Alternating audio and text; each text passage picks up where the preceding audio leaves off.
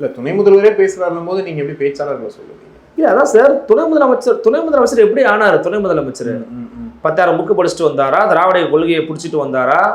20 வருஷம் கட்சிக்கு வேலை பார்த்தாரா? போஸ்ட் ஓட்டினாரா? துண்டறிக்கை கொடுத்தாரா? கொள்கை பேச்சாளர் இருந்தாரா? செய்தி தொடர்பாளர் இருந்தாரா? மாணவர்கள் இருந்தாரா? என்ன பண்ணாரு? எங்க அண்ணன் ராஜீவ்காந்தி நாம் தமிழர் கட்சியில மாணவர் செயலாளராக இருந்தாரு. அப்புறம் அடுத்த பொறுப்புக்கு வந்தாரு.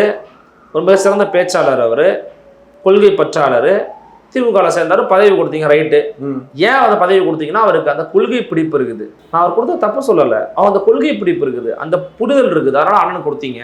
உங்களுக்கு எப்படி வந்துச்சு? கொள்கை பிடிப்பாளையம் வந்துச்சு. ஆனால் திமுக மேலே இப்போ ரீசெண்டாக கூட நம்ம பேசணும். KN நேரு 800 கோடி ஊழல் அது பேசணும். அது மாதிரி டாஸ்மார்க் ஊழல் பேசணும். அதாவது முதல்வர்கள் வீட்டோட மையம் வரைக்கும் இடி போக போகிற வாய்ப்பு இருக்குன்ற அளவுக்கு அவ்வளோ பேசுகிறோம். ஆனால் அது என்ன ஆகுதுன்னா அந்த ஒரு வாரத்துக்கு அப்புறம் அந்த பேச்சே இல்லாமல் ஆகுது. என்ன நடக்குது பின்னாடி? இல்லை, அமலாக்கத்துறைய வழக்குகள் அப்படிங்கிறது இட்ஸ் அ ப்ராசஸ். நீங்கள் டே டு டே அதில் அப்டேட் எதிர்பார்க்க முடியாது. It's a process. ஸோ அது ஆரம்பித்தாங்கன்னா அடுத்து என்ன வழக்கு போடணும், இவங்க எஃப்ஐஆர் போட்டாங்களா? இப்போ KN வழக்கில் இவங்க எஃப்ஐஆர் போட்டாங்களான்னு தெரியல. போட்டாங்கன்னா தான் அவங்க எடுத்து பண்ண முடியும். It's a process, chain of process. Okay. But நாம் என்ன புரிஞ்சுக்கலாம் அப்படின்னா, இந்த மாதிரி சம்பவம் நடக்கும்போது இந்த அரசாங்கத்தினுடைய பிழைகள் அப்பப்போ வெளியே வருது. அதை எதிர்க்கட்சிகள் கார்னர் பண்ணணும், டார்கெட் பண்ணணும்.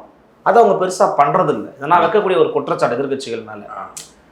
கரெக்டாக டார்கெட் பண்ணி அந்த மக்கள் மட்டத்தில் கொண்டு போய் சேர்க்குற வேலையை எதிர்க்கட்சிகள் பார்க்கணும். அப்படி நீங்கள் பார்த்தீங்கன்னா பெரிய நிறுவன ஊடகங்கள் அதை கையில் எடுப்பாங்க. அது ஒரு அறிக்கையாக மட்டும் போயிடக்கூடாது. அப்படி போயிடக்கூடாது. ஸ்பாட்டில் இறங்கணும், ப்ரொடெஸ்ட் பண்ணணும், அந்த அமைச்சர் எதிர்த்து நீங்கள் பேசணும், அப்படி பண்ணணும். அப்படி ஒரு வீரியமான வேலையை அண்மை காலங்களாக அவங்க பெருசாக பண்ணுறது கிடையாது. இனிமேல் பண்ணாங்கன்னா வாழ்த்தலாம்.